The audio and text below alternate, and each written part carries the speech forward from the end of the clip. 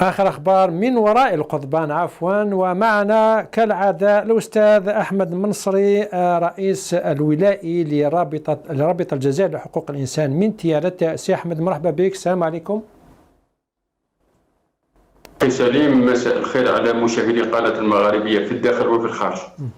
أستاذ أحمد منصري، كما تعودتنا يعني أسبوعيا نحاولوا نجيبوا ملخص أخبار الاعتقالات، أخبار إذا كان فيها المعتقلين يطلق سراحهم يعني يفرج عنهم، آخر أخبار أحوال الحقوقية في الجزائر.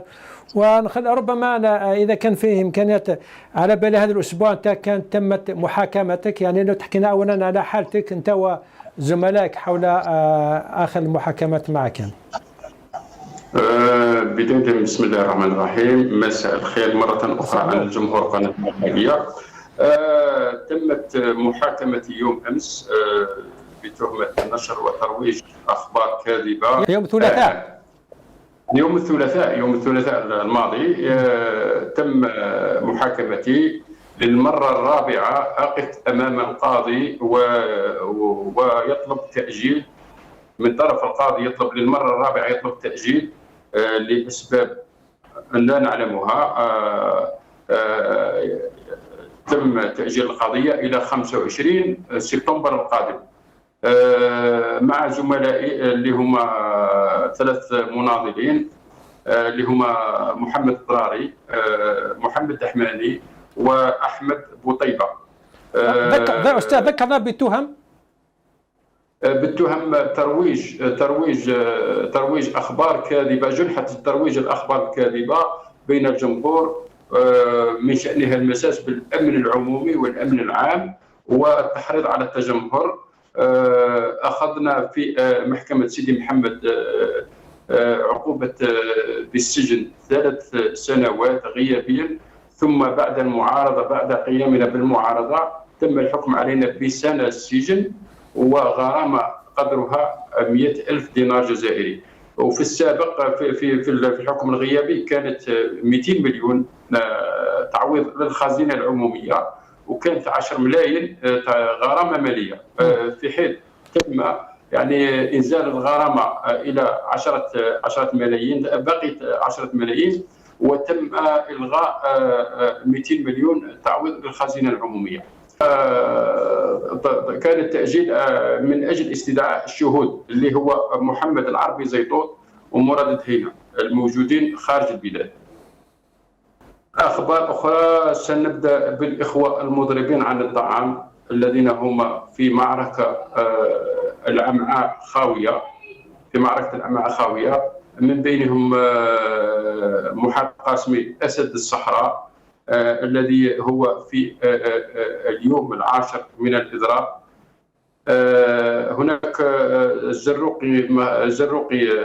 الزروقي مخلوفي الذي هو في 10 أيام، العفو، في 33 يوم من بداية الإضراب في سجن عين ولمان بسطيف.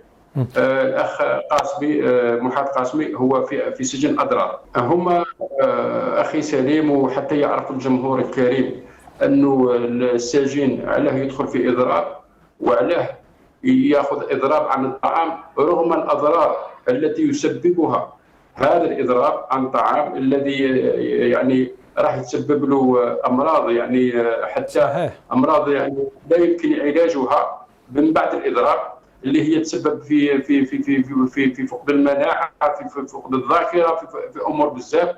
ونعطي على سبيل المثال كمال فخار، السجين كمال والمرحوم كمال فخار اخذ اضراب لمده 109 يوم حتى ادى به الى الوفاه، وحتى رغم الوفاه تاعو كانت غامضه. هناك اطلاق سراح بعض السجناء، منهم المعتقل السابق الشاش عبد الله والحاج حكيم، التي تم اطلاق سراحهما بعد الحكم عليهما بالسجن. الشاش عبد الله ب3 سنوات والحاج حكيم ب2 سنين، وتم تبرئتهم في الاستئناف. يعني في مجلس قضاء العاصمة تم تبرئته وتم إطلاق سراحه.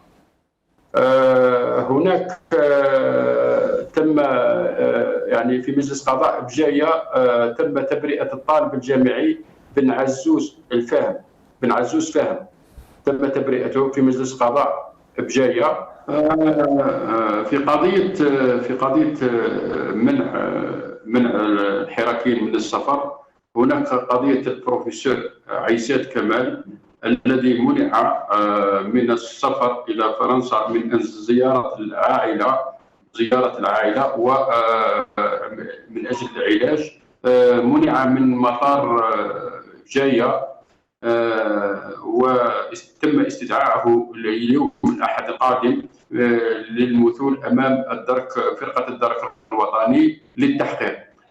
برك ملاحظة هنا نشير لأنه سبب هذا الاعتقال أظن خلفية أنه ناشط ضد استغلال المنجم الرصاص والزنك في ولاية بجاية، أظن مع المسؤولين المحليين، وهذا هذا هو سبب أو خلفية الاعتقال الأخير الذي تعرض له السيد البروفيسور كمال عيسات. والقضية نحن نتابعها باهتمام كبير حتى تكون هناك الأمور واضحة والصورة واضحة، وسنفيد الجمهور الكريم بكل مستجدات في هذه القضية. هناك محكمة الدار البيضاء، قضت محكمة الدار البيضاء ابتدائية لدى محكمة الدار البيضاء بعامين حبس نافذ في حق كل من المعتقل الرأي. آيت يونس مرزوق، وقارة بالقاسم، وخاسر سليم. يتم إيداع واحد الأخ في مجلس قضاء العاصمة. قضت محكمة جناية استئناف لدى مجلس قضاء العاصمة بما يلي 3 سنوات سجن نافذة و50,000 دينار غرامة مالية في حق